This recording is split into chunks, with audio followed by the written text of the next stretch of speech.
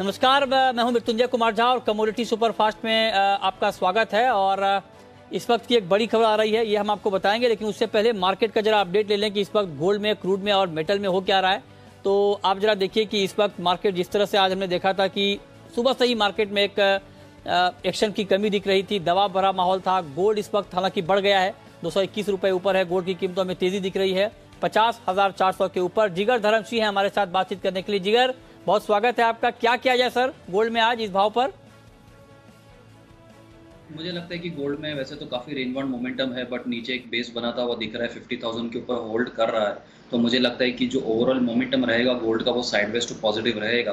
तो आज के लिए कुछ भी अगर ट्रेडिंग अपॉर्चुनिटीज लेनी है तो 50,250 से 300 का अगर लेवल आता है तो वहां पर काफी अच्छा खरीदारी का मौका रहेगा। उन लेवल्स पे खरीदे, 50,100 के करीब का एक स्टॉप लॉस मेंटेन करें और ऊपरी स्तरों पर 50,600 तक के टारगेट्स आते हुए दिख सकते हैं आज शाम के सेशन के लिए। क्या सिल्वर पर आपका व्यू, चांदी में क्या ट्रेड लिया जाए? सिल्वर में भी मुझे पुल बैक दिख रहा है, सिल्वर में भी खरीदारी करने की सलाह रहेगी। करंट लेवल्स पे नहीं, थोड़े अगर निचले स्तर मिलते हैं, तकरीबन 60,400 से 500 की रेंज होगी, वहां पर खरीदारी करें। 60,000 के करीब का एक स्टिक स्टॉप लॉस फॉलो करना होगा और ऊपरी स्तरों पर 61,200 तक के टारगेट्स आते हुए दिख सकते हैं।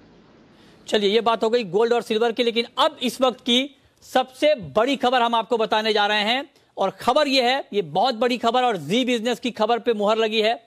मंडे से, सोमवार से इंडोनेशिया में पाम तेल के एक्सपोर्ट से बैन हटने जा रहा है। जी हां, इस वक्त की सबसे बड़ी खबर आप देख पा रहे हैं। इंडोनेशिया के राष्ट्रपति ने यह बयान दिया है, मंडे से यानी सोमवार से पाम तेल के एक्सपोर्ट से बैन हट जाएगा। ये बात वहां से निकल कर आ रही है।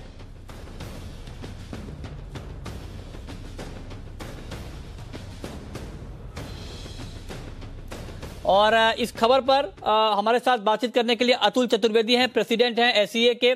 सर, बहुत बहुत स्वागत है आपका। अतुल जी, अभी खबर ये आ रही है सर इंडोनेशिया से, आपके पास भी आ गई होगी, कि मंडे से बैन हट रहा है।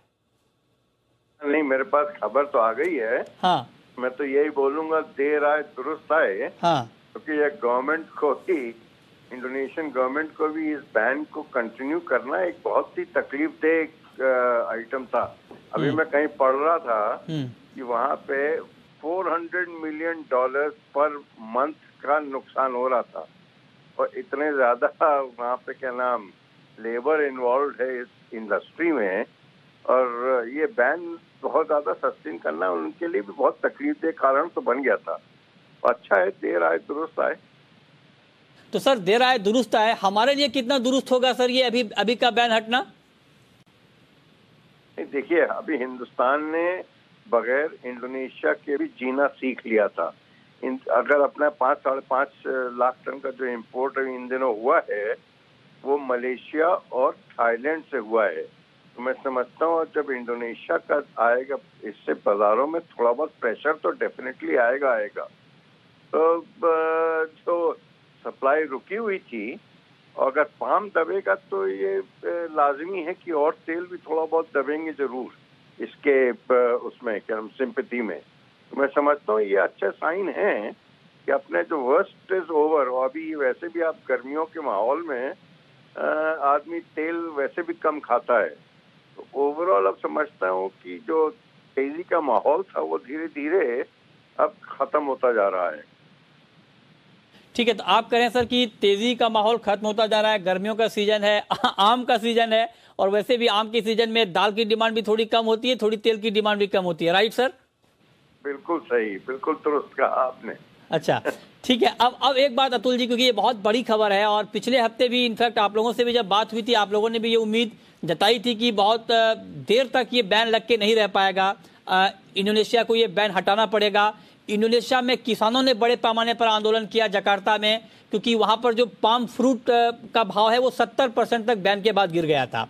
तो अब मैं आपसे जानना चाहता हूं सर कि ये तो ठीक है कि अब इसका इम्पैक्ट चूंकि हम सबसे बड़ा इंपोर्टर हैं इंडोनेशिया से, और लिहाजा उसका बड़ा इम्पैक्ट तो होगा ही। कितना इम्पोर्ट होगा सर अगर अभी बैन हटने के बाद? हम कितना इम्पोर्ट करने की स्थिति में है अभी इंडोनेशिया से? इंडोनेशिया देखिए रफली महीने का 2 मिलियन टन तेल एक्सपोर्ट करता था वर्ल्ड मार्केट को, 2 से 2.5 मिलियन टन। और हिंदुस्तान में इन दिनों वैसे थोड़ा कम आ रहा था, तभी भी समझ लीजिए रफली 2 लाख टन तो तेल इंडोनेशिया से आता ही है।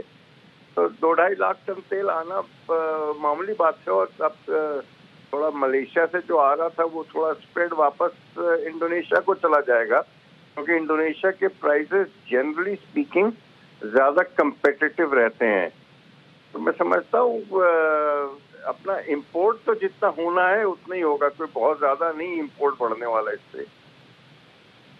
आप कह रहे हैं कि तो सर फिर भी एक मोटा मोटी आइडिया कितना फंस गया था हमारा माल अभी बैन होने के बाद?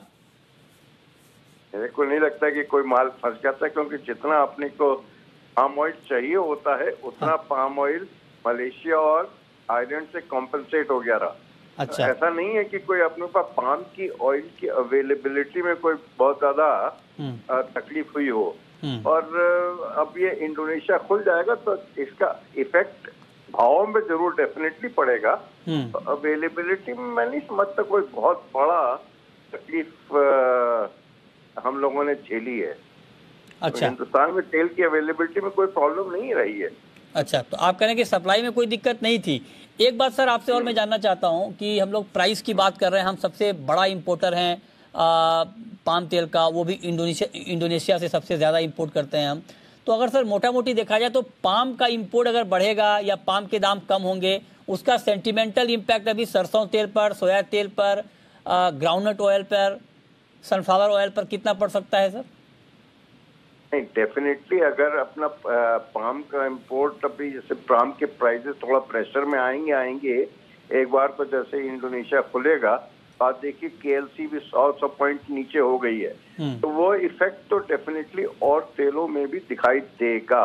जहाँ तक सोया है या सनफ्लावर को तो मैं अभी नहीं गिनता, क्योंकि सनफ्लावर तो अपने अलग प्रॉब्लम्स के कारण लटका हुआ है। पर सोया में और डोमेस्टिकली मस्टर्ड में, इन सब तेलों में थोड़ा बहुत इफेक्ट तो डेफिनेटली आएगा।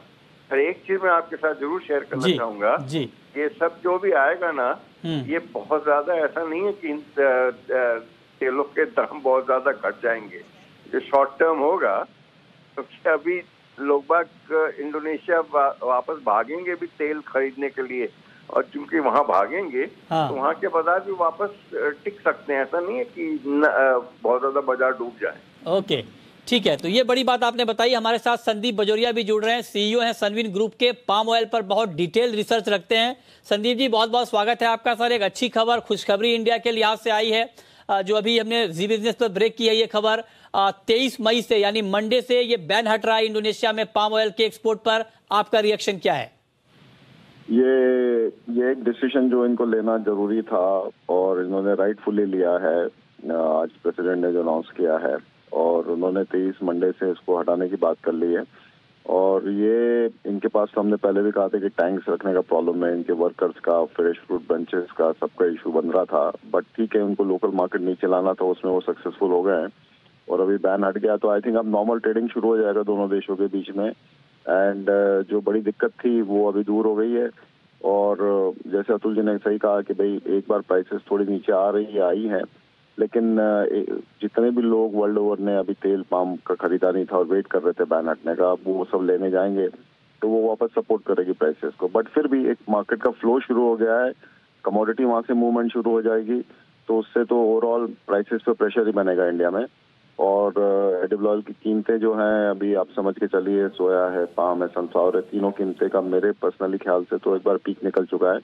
अब हमें लोअर साइड ही दिखेगी कीमतें। एंड क्रूड भी हमने देखा थोड़ा नीचे आया है। रशिया यूक्रेन में भी यूएन सेक्रेटरी जनरल कोशिश कर रहे हैं कि दोनों के यहाँ से कमोडिटीज का एक्सपोर्ट थोड़ा रिज्यूम हो जाए, उतनी आपस में एक इंटरनल। बजोरिया जी एक छोटा सवाल सर मैं आपसे और पूछना चाहता हूँ, क्योंकि आप इंपोर्ट एक्सपोर्ट के डेटा का बड़ा डिटेल रिसर्च रखते हैं। आप जरा बताइए सर कि तत्काल प्रभाव से हम कितना इंपोर्ट कर पाएंगे इंडोनेशिया से ये बैन हटने के बाद? मंडे को जब हट जाएगा बैन तो मंडे 23 तारीख से हट जाएगा, तो 23 तारीख और 31 मई के बीच में जितनी टंकियों में तेल और जो वेसल वहाँ खड़े हैं उसको लग के मुझे लगता है इंडोनेशिया से इंडिया की तरफ करीबन 2 से 2.25 लाख टन तेल कम से कम निकल जाएगा। अच्छा, 2 से 2.25 लाख टन तेल आप कह रहे हैं कि आ जाएगा। बहुत डिटेल और बहुत आपने सही आंकड़ा यहाँ पर बताया। बहुत शुक्रिया बजोरिया जी आपका, अतुल जी आपका हमारे साथ जुड़ने के लिए और इस खबर पर सबसे पहले जी बिजनेस के साथ जुड़ने के लिए, डिटेल में बताने के लिए कि इंडोनेशिया से जब अब बैन हटने का ऐलान हो गया है, मंडे से ये बैन हट रहा है, तो कितना बड़ा इंपैक्ट इंडियन मार्केट में तेल की कीमतों पर होगा, तेल की सप्लाई पर होगा। इस पर बड़ी कवरेज लगातार जी बिजनेस पर जारी है। ये खबर सबसे पहले हमने आपको बताई, इसका इंपैक्ट हमने सबसे पहले आपको बताया और इनफैक्ट ये खबर पिछले हफ्ते हमने आपको बता दिया था कि इस हफ्ते पाम ऑयल एक्सपोर्ट पर बैन हटने का ऐलान हो सकता है। उस खबर पे मुहर लगी है। आप जी बिजनेस के साथ लगातार बने रहें, इस पर डिटेल कवरेज लगातार जारी है। छोटा सा ब्रेक, तुरंत लौटते हैं।